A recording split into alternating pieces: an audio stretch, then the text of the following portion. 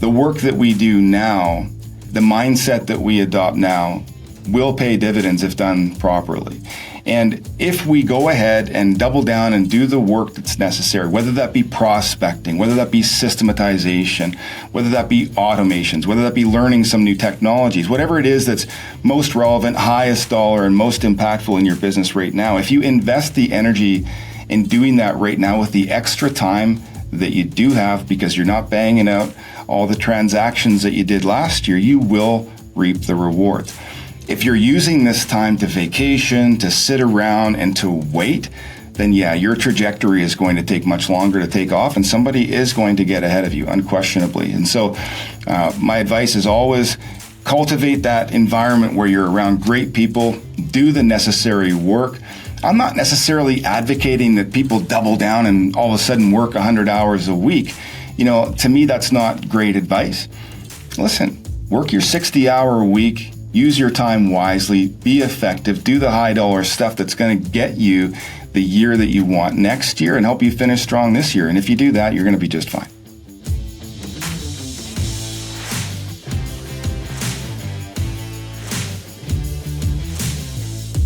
So the question is this: how do most agents succeed in today's competitive real estate market when all the successful agents are keeping the secrets to themselves?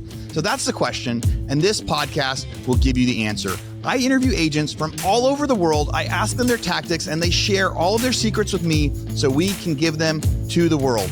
I'm Aaron Amuchastegui, and welcome to Real Estate Rockstars.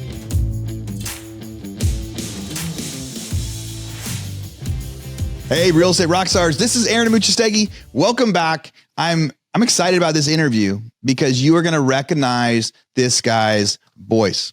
Right. So today I get to interview Courtney Atkinson. Today he's in Lethbridge, Alberta. And, last year, I think a lot of our listeners know, unless you just started listening in the last few months, if you've been listening for more than a few months, you've heard Courtney's voice on here. A year ago this month, my daughter checked into an inpatient treatment center up in Arkansas. I ended up, staying back with my 3 kids while my wife and daughter went to Arkansas. And then every month we would switch and then I'd go up to Arkansas, and man, I needed help with my businesses. And you guys know we had 4 or 5 people that jumped in to record, podcasts and fill in for me as the host. And the guy that did more than any other one is Courtney Atkinson. And really, I wanted to have a chance to have Courtney on here to be interviewed. The flip side, he's been interviewing people. I want to interview Courtney and play some thanks. Courtney, how's it going, man? Dude, it's going so well. And I can't tell you how stoked I am to hear how well Maddie's doing and to see you back in that chair doing what you do so well, man, bringing cool people around and sharing good information and good vibes to the real estate world, man. So thanks to you and congrats to your whole family, your wife and Maddie. It's such great news that she's doing so well, man. Yeah. You had a front row to a lot of the stuff that was happening. Mm-hmm. And, before we hit record, we started talking about what's life like right now. Yeah. And it depends on if you were going to measure it. I could say, I had a rough week in some of my businesses. I had to fire some people. I had some things go wrong. Finances are not what they were a year ago. Mm-hmm. But man, it was but my biggest answer was just life is amazing right now. Because a year ago, my daughter couldn't eat, couldn't wear socks or shoes. She was in a wheelchair. She couldn't walk. Yeah. And today she is a normal teenager again. And we just had an amazing vacation in Florida and she was riding bikes. And I could not have done that. My daughter couldn't have healed without the full support of everybody around us. Mm-hmm. And I couldn't have kept the rest of my family together during that time if I didn't have the full support around me of people like you stepping up to help. And so it helps when we get to, it's so much nicer when you're out of the storm. Yeah. To reflect on oh man, it helps us appreciate the other stuff. Times are really rough, helps us appreciate other stuff. But then real estate's also kind of in a storm right now. And probably some of the stuff we'll talk about today. But, as we jump around, I know you started hosting the podcast for me last year in May. Mm-hmm. And, did it through the end of the year and got to interview a whole bunch of different people. Cool. And before we go into your real estate story, I want to ask you, is there an interview that stuck out or something that happened as you were doing those interviews or that seemed to be a similar line where you said, hey, success comes from this? You interviewed so many, was there you know what I'm trying to say? Was there a similar concept or similar activity or similar trait in those interviews that you're that's what it takes to be great? Yeah, well, I can relate this to Maddie and to you, man. So yes, there was. And for me, it's interesting, the journey that we go on as human beings. And, I can't speak for you, Aaron. I don't know exactly your trajectory. I know some of it, and I know it's been incredible. And so has mine, and so has everybody's. All of us have been on these incredible journeys called life that have brought us here. And to me, the most meaningful and impactful things that I've done have been the things that I've done for others selflessly, and being aware of the things that others have done for me. And so for you, Aaron, this podcast, our friendship, the fact that I was able to step in, to me, was just a way to pay reciprocity to the universe, to you specifically, to connect to your family, to support Maddie in some distant way. But that's one of the things that I love about real estate. And in fact, it's one of the things that we stand for in our team. We are community builders in the Atkinson team. It's something that we talk about here daily. And I was thinking about, okay, so that's got a lot to do with this relationship that you and I have, and how I came to do so many podcasts last year. And the one that stood out kind of relates a little bit. It was a younger gentleman in California. And of course, I can't remember his name on the spot right now, but a young guy. And I recall having a conversation with you about should we cut all the F-bombs out of this? Yeah, I remember that interview. I listened to that. I remember that interview. Right.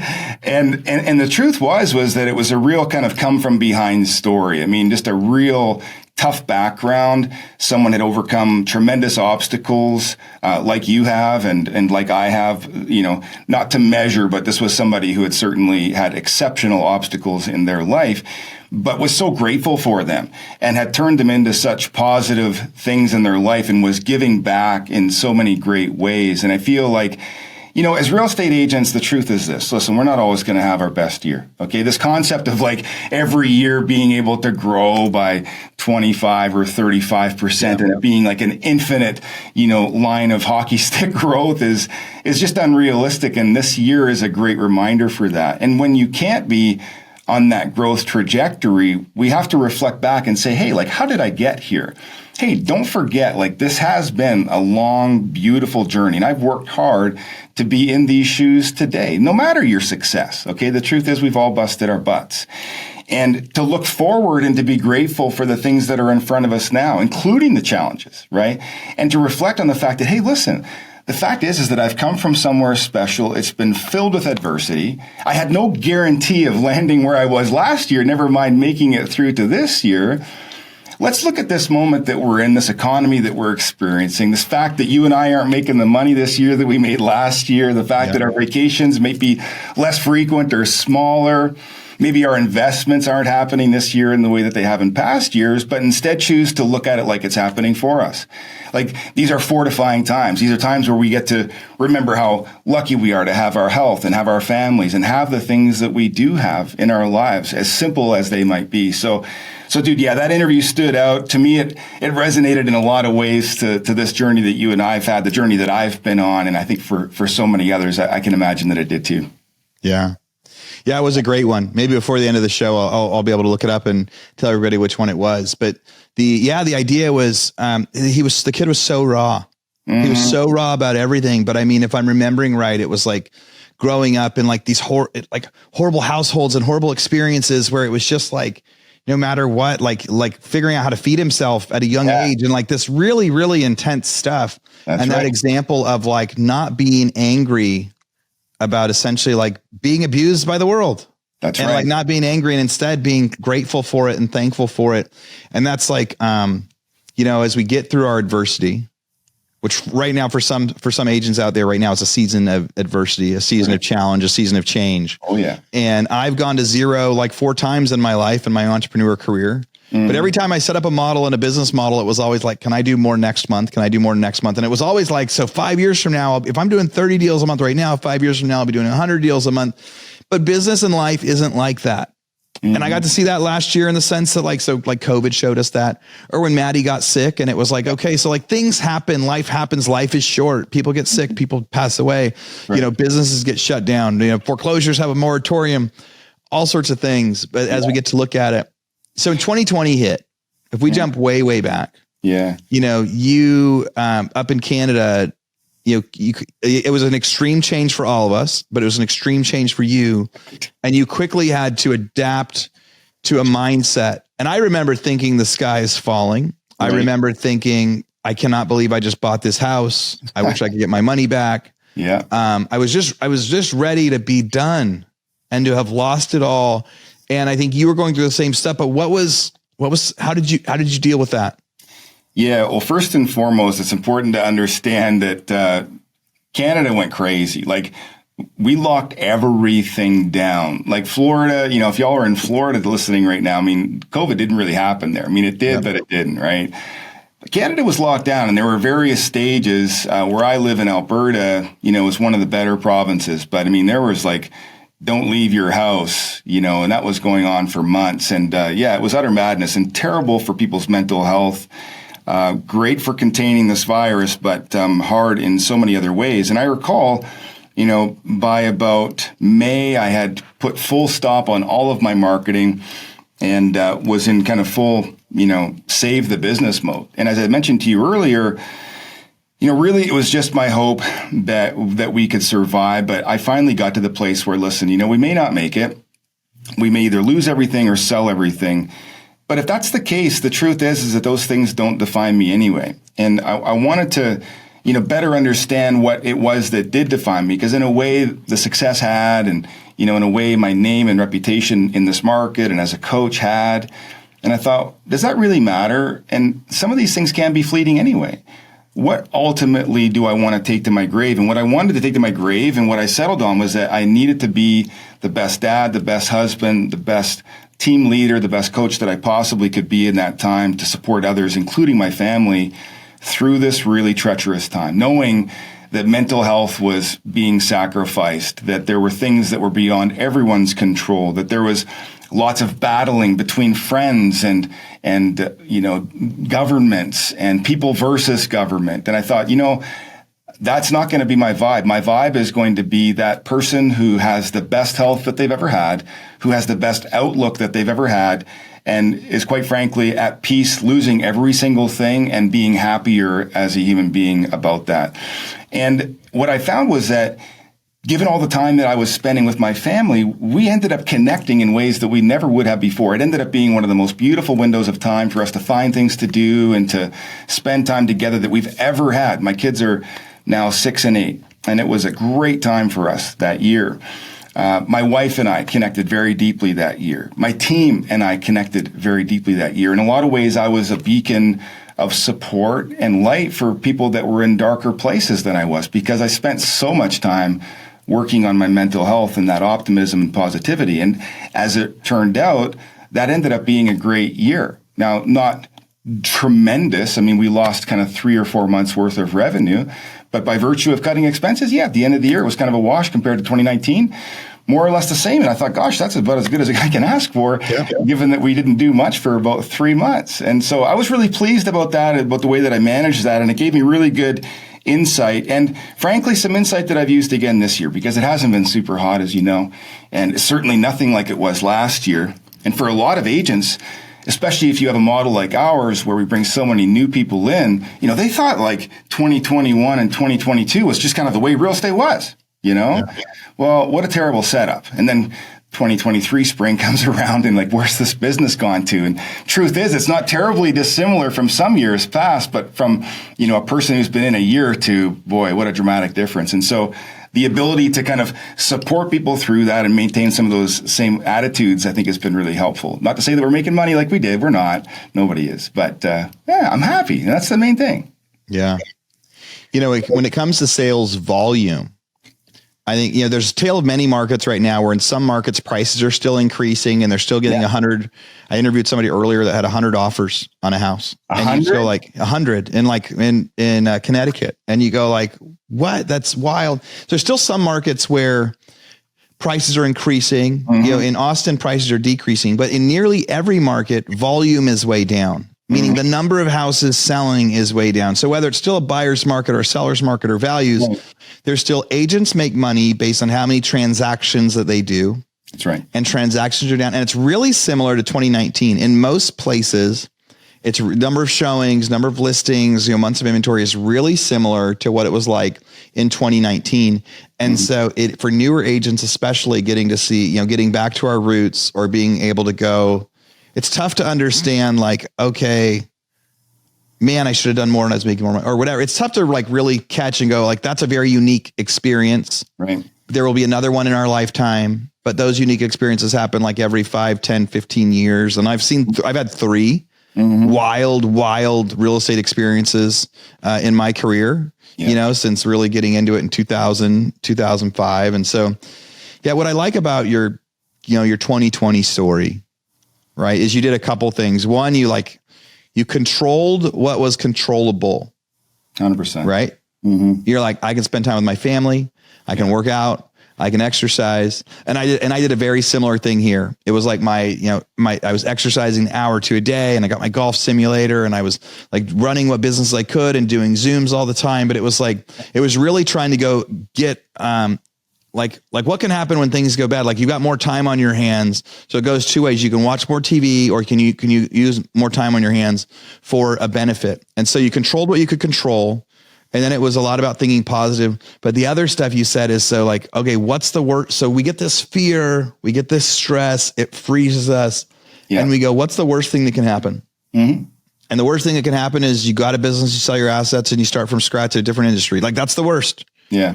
And you were able to go like, well, that doesn't really define me.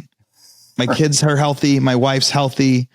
Like the could be worse. Like, and so like that whole could be worse system. So I know every time I've gone through adversity, and I think you're the same thing. We've had these times where it was really hard. Yeah. We had to have the right positive attitude to get out of it. We had to try hard. We had to have some luck. We had to have some gifts from God. We had to get out of adversity. It doesn't just take hard work. I also acknowledge that it takes some like right stuff at the right time and luck, but we can help, make the luck happen a little bit. Yeah. But it's like getting to see that other side. And so now we can reflect that. I try to remind myself when times are different, like right now in 3 of my 4 businesses and things like that, to go, you said it before we hit record, this happens for me, not to me. Right. It's perspective. It's a choice that we can make, right? How will I feel about this thing, right? Well, some people were very upset about their government, locking them in their homes. And I didn't really feel like that was something that I had a tremendous say over.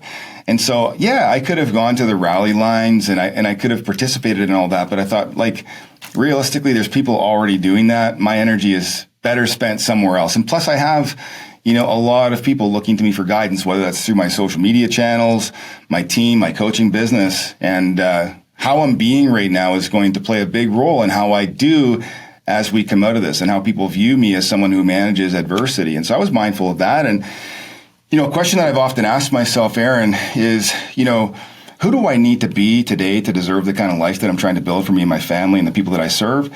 And as I've asked that as a guiding question, the roadmap has become ever increasingly clear. I need to be a person who manages emotions.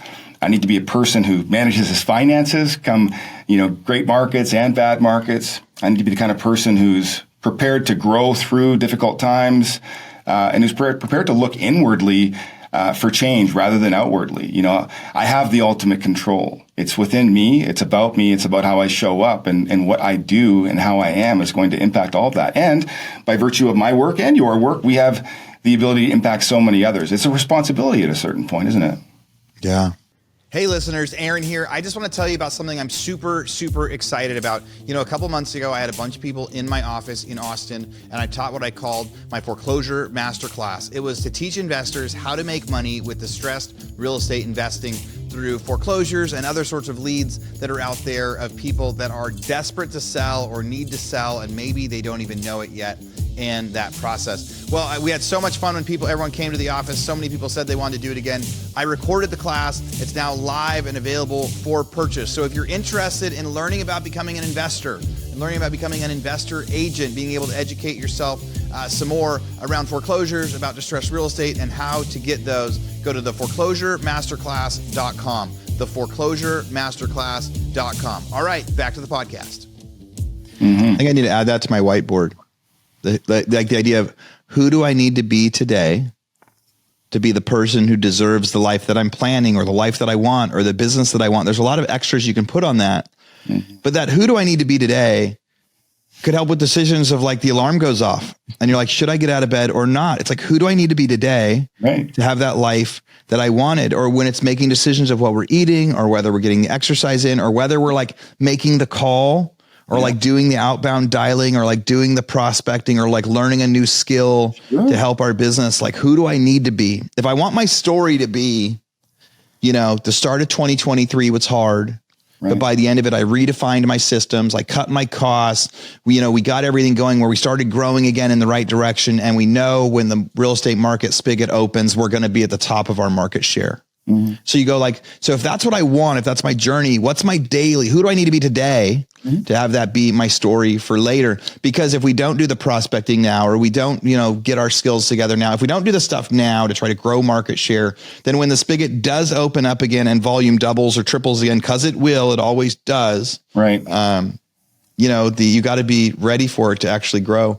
And I think if you're not, then it becomes really easy to kind of like take a deep breath at that time and kind of sit down and take months and months to get off that, because you've been under all this pressure, stress, and anxiety during the tough times, that when things turn, you don't get into it as quickly as you needed to, because now you're just feeling the sense of relief. And my choice is that as we said earlier, I choose to look at these things like they're happening for me, good or bad. Like I don't have a lot of judgment around it. I know categorically, what people would say and how I might, look at, losing everything as being bad. But, if we look back, Aaron, you and I've been through some things.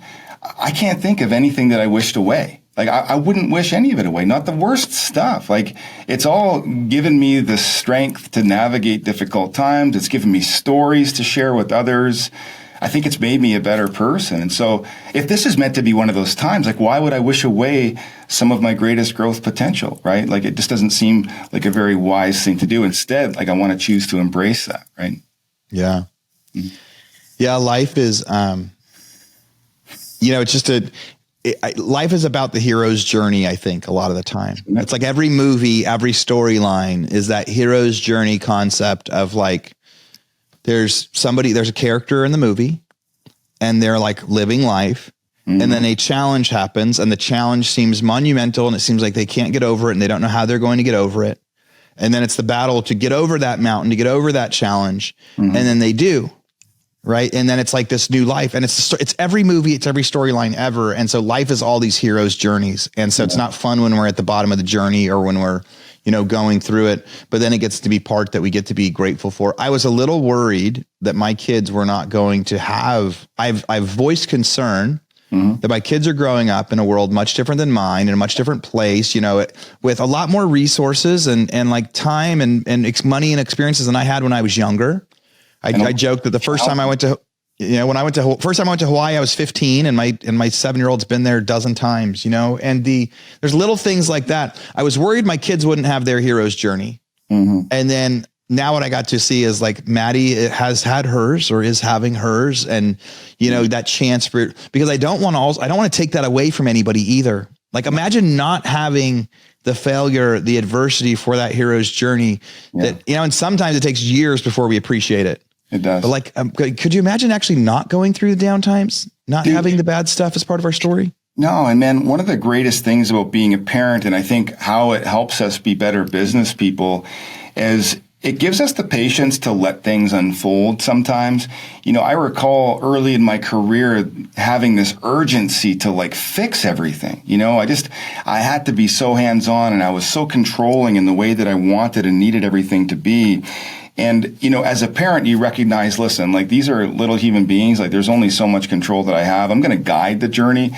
But the truth is, especially in this day and age, I feel a duty to almost create opportunities for my kids to fail. Like I don't think there's enough ways for kids to fall flat, especially at this young age. We live in such a padded society and schools are structured in such a way now, and sport and, just kind of universally, I think we've got a kind of a society that's setting children up to not have the hero's journey that we're talking about. And so I'm strategically finding ways to help my kids fail as a way of serving them moving forward. And I know that they think that I'm kind of a tough dad, and I know that they think sometimes I'm hard on them, but I also recognize how those things have served me. And I don't necessarily think that I'm the perfect person by any stretch. I've got so much growth to do yet. But I look back to your point and I say to myself, you know what, some of those things were some of the best things that have ever happened to me. And even I look through my parents and how difficult it must have been to see their 12-year-old go through a drug overdose, or, to see their kid fail out of university or barely get into university, like all these things, that they must have been so concerned or wanted to kind of stop or protect me from. And I really, really honor them for just letting me do it my way. For better or for worse, it got me here, and I'm really grateful that this is where I'm at today with you. This is where I'm meant to be. Yeah. Mm-hmm. Hey guys, a quick commercial break here, but don't worry, this one is only going to run for the next 2 or 3 episodes. I talk so much about the mastermind. It's one of my passions, getting everybody to come hang out in Austin, where I get to meet you guys. Well, we just had it, a few weeks ago, and we decided for next year we were going to do pre-sales. We're only selling 70 tickets total for the whole country, and that way we keep it nice and small, where everybody meets everybody, and at the end of it, it's like a big giant family. Well, we put out the pre-sales last week, and during the pre-sales we sold more than 60 tickets. So there's less than 10 spots left.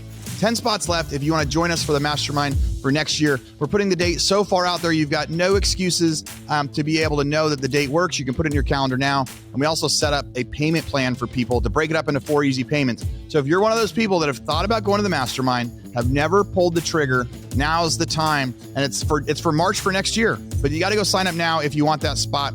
I don't like selling. I don't like advertising. So we figured we would knock it out quickly. We'd knock it out this first couple weeks in April for next year. So instead of working on that, we're going to focus on value. If you do join the mastermind, you get to be join part of our private Facebook group, where we do monthly Zoom calls, where we do tactics. On those calls, they're really small. There's between 10 and 20 people on those. So you get to ask lots of questions and learn from experts. So if you are interested in signing up, go to realestaterockstarsnetwork.com/mastermind, realestaterockstarsnetwork.com/mastermind. Go lock in your ticket. We have less than 10 spots left. You can break it up into 4 payments, so that way it is much easier to be sure to join. And I promise you, it is the least expensive mastermind out there for the type of stuff that we're doing. The GoBundance masterminds that I talk about that I'm a part of cost 5 times what we do for this, and I try to deliver twice as much value. All right, back to the podcast. So you're a coach with you coach a lot of people. You have a lot of different kind of programs and things like that. You've got people that look to you for resources, and you're doing it through your social media, but you also do it officially, and you also do it for the agents that work with you. What's the most common concern or question or request for advice that you're getting from your clients, your team, from everybody right now? What's the thing that everybody is asking you for guidance on? Universally, it's about generating more revenue. I mean, that's kind of a common one, but I think especially in a market like this where things have changed. If we're being honest, for the last 10 years, most markets have been on just a great run. Things have been amazing. It's been nearly impossible to not make money. And one of the challenges for teams who I primarily coach on a one-on-one basis, we support individual agents as well, but my work is primarily with team leaders, is that during that time, Aaron, they simply patched their ship with spotty holes. More often than not, it was hire a staff member to do this work. They'll figure it out, train them, kind of, don't worry about the system. We'll let them sort that out, and it'll all be fine because the money is just coming at us so rapidly. More agents and, more people. And you could make money doing that during this time. There was enough opportunity, prices were going up. And what we're finding, most teams that I support, is that as deals have dried up, as volumes have gone down, the lack of strong culture is showing up. The lack of prospecting culture is showing up. The lack of attention to follow-up is showing up. The lack of attention to systems and systematization, even automations that are simple, is showing up. And now they can't afford all those staff members. And so now they've got, processes that are disintegrated and not working. And, not everyone in the organization knows what to do, how to do it, and when to do it. And then one critical person leaves and this whole section of the business falls down. And so that's a really common problem that we're solving now. And we're using a lot of technology to fill in those spaces. I mean, the truth is that with AI and a lot of software that's out there, we can create a very structured and seamless process, not only to onboard new agents and to educate and train them how to do business our way and to get them into culture of prospecting and to integrate them into our teams and make them feel great about the work that we're doing, that we can also support far more transactions with far fewer people. Maybe engaging a VA to press a few buttons, but not super complex work as we use technology to make things a lot simpler. And so I think that's been a key thing. One of the most common things that we've been working with our clients on is not only, what are the big high level challenges that they're being faced with, but let's on a week by week basis problem solve something bite size that we can tackle in 7 days. And then with our resources, we actually get to work with them and get on the ground floor and actually implement. So while we do have a large group of people that we serve, one of our unique sales propositions is that in addition to being the visionaries, we have a top producing sales coach that will support the agents in producing at a higher level, converting at a higher level. And then our other partner is an ops coach. And so together what we'll do is structure this system, working with the senior leadership, working with agents, and then creating the systems, even with the admin team and getting everybody bought into the new vision moving forward so that we can be more profitable without having to spend a bunch more money on leads, without having to spend a bunch more money on expensive stuff or hiring, new managers or directors for the company, but just using things that are almost readily available or fairly low dollar and increasing that bottom line. So it's been a lot of fun but it's always different. Like that's the cool thing is there's always different personalities. There's always different dynamics. There's always different markets that we're in. And that's why I love the work. I get to show up and kind of face new challenges every week in my own business because I'm still doing it live. We are on our end, Ryan, our sales coach. I mean, he's still doing 70, 80 deals a year, but still managing a full coaching client list. The dude golfs like 100 rounds a year in our short golf season up here in Canada. And, but yeah, it's cool to get behind the scenes and support. So that's been a lot of fun, man. And I think, as I grow in my journey and the team allows me more freedom to kind of step back and do more of that, that's going to be my passion. And that'll be the thing that I do till I fall over for sure. Yeah. I can see when when we get to keep up on social media with all the videos and the content you're doing and the daily, like you're pouring your heart and soul into like sharing what you're going through and trying to help other people learn and be supportive and through everything you're doing. I could see that you love coaching, that you love doing it. There's lots of AI stuff right now that's just been so fascinating. What's your favorite one that you've like tried and been seeing, or you think that if an agent's listening, they haven't tried it at all, something they should like go try right away? Yeah. So we've recently, and I'm going to forget the name of it right now, but there's this new piece of AI that'll allow you to take long format video content and just chop it up for you into like really effective bite-sized pieces so that you can have, and it'll even, I'd have to get back to you with the name of it. My marketing person just brought it to us last week. But even like, so say you shoot in landscape, it'll actually chop it up for you, give you 60-second reels for your TikTok, for your Facebook and for your Instagram. It'll leave the longer format one, of course, for your YouTube, if that's where you want to use it natively. Give you some slightly longer format stuff or even like 15-second segments. It's a super affordable tool and like nearly perfect, like really, really good. I know we've used one that does voice modeling for a variety of different reasons. And one of the cool things that we're working at creating is taking the text from my individual coaching phone calls because they're confidential, right? Mm-hmm. And so say, for example, you and I are in a coaching phone call. Well, I don't want to take that content and put it out anywhere, right? Like that would be, not appropriate for privacy.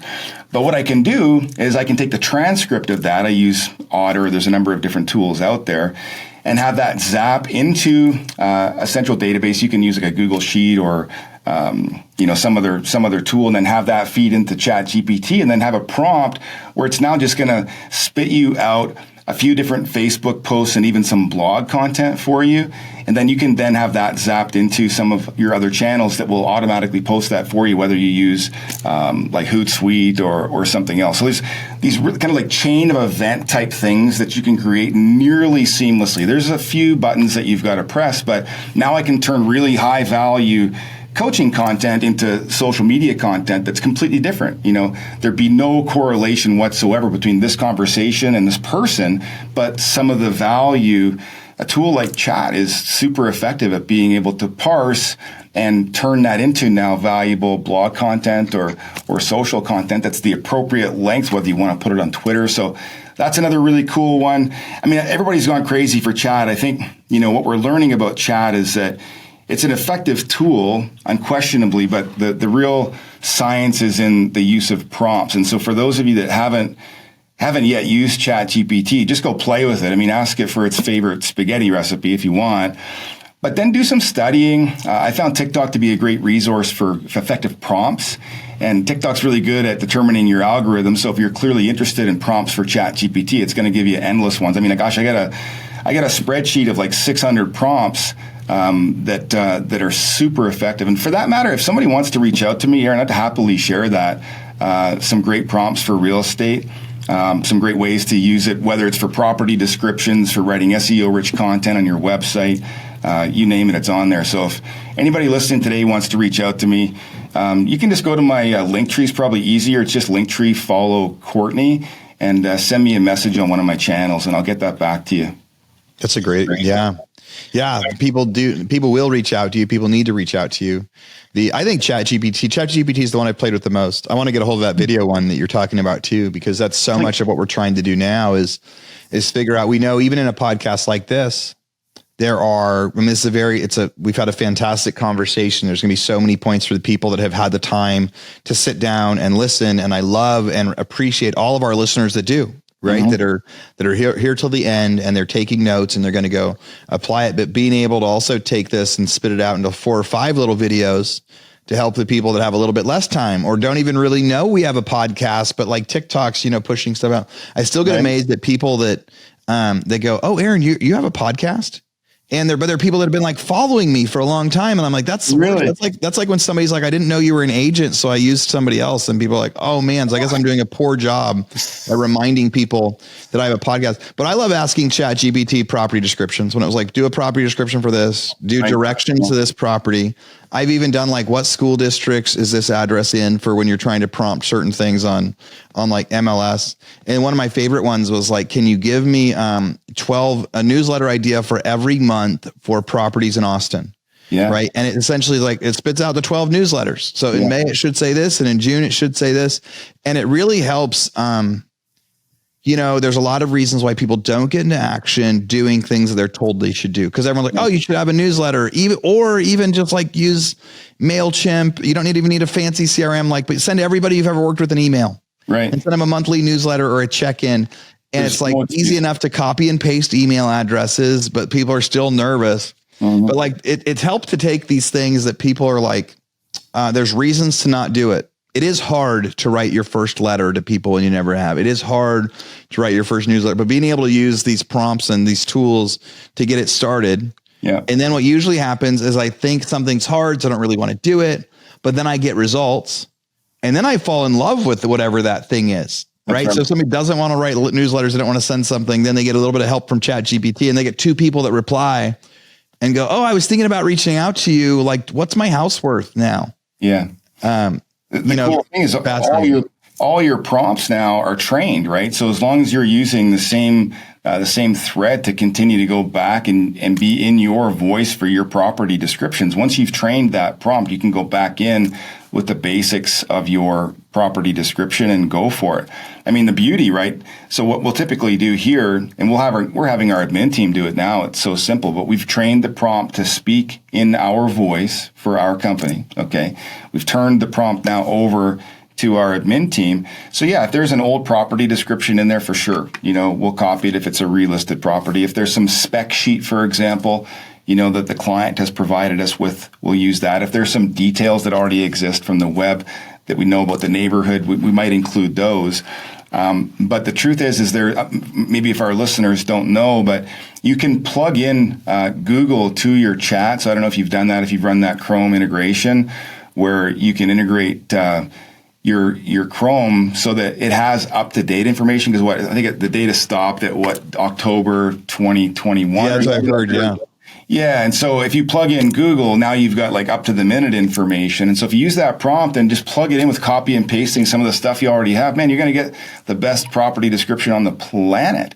And what did it take you? Like 5 minutes? I mean, gosh, I know when I was writing really effective property descriptions, sometimes it would take an hour. I'm thinking, okay, how do I make this keyword rich? I want to get strong SEO out of it if it lasts on the market a minute or two. But now chat's got that for you. So there's so many different things that we can use, man, so many tools. And I've got a ton. If people want to reach out, I'll be happy to share, everything I got for that matter. Yeah, I love being able to say, now make the listing funnier. Now make it shorter. Right. Now make it longer. I've played so much with those things, and we're living in a very cool time, and we're also living in this, in this challenging time in some parts of the world for this parts of our business.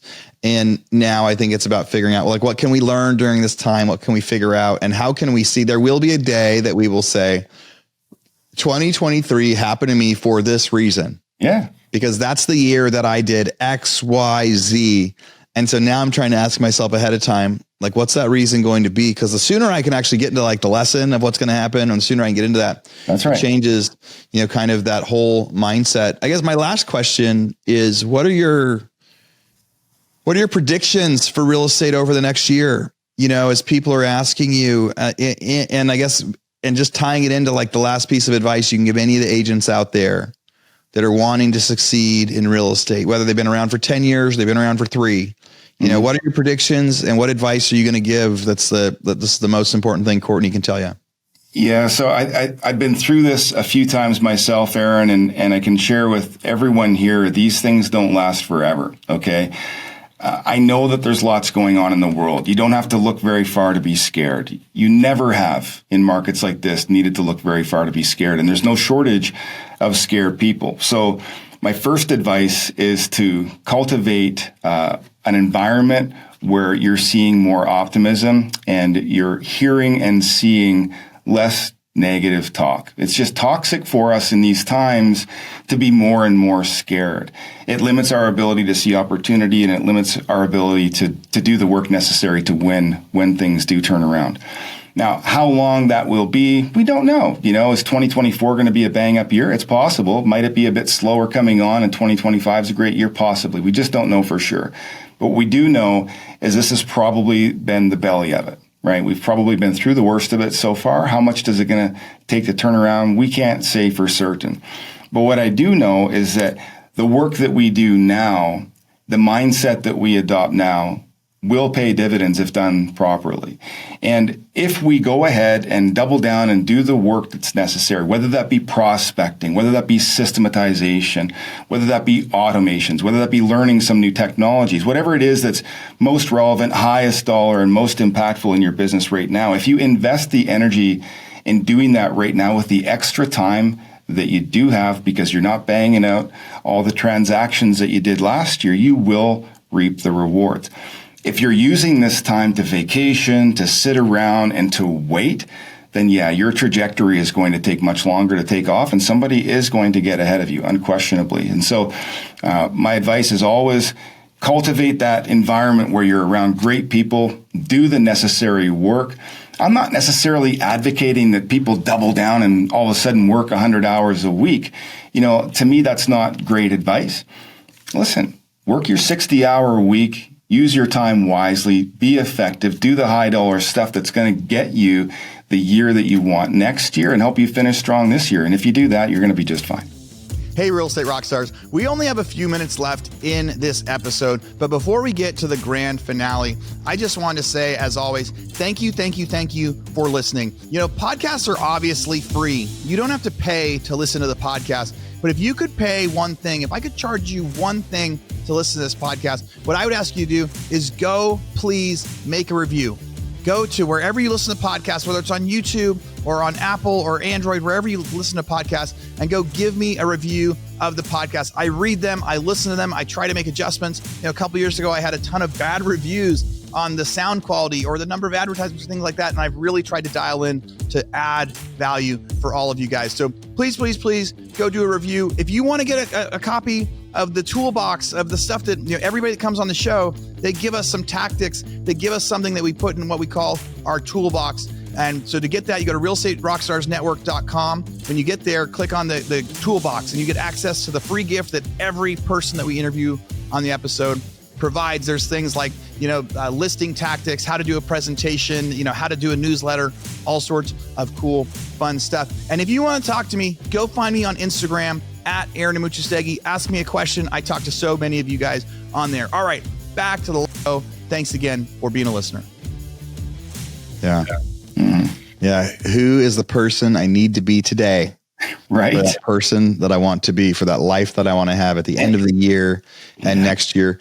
Courtney, I'm so grateful for you. Dude, I appreciate you so much. I love getting to see all the stuff that you've been doing. And I mean it when I say, like, I am so darn grateful that I have my life back and my family has my life back and Maddie has the life that she has. Yeah. And you are one of the people I think about that we couldn't have done it without you.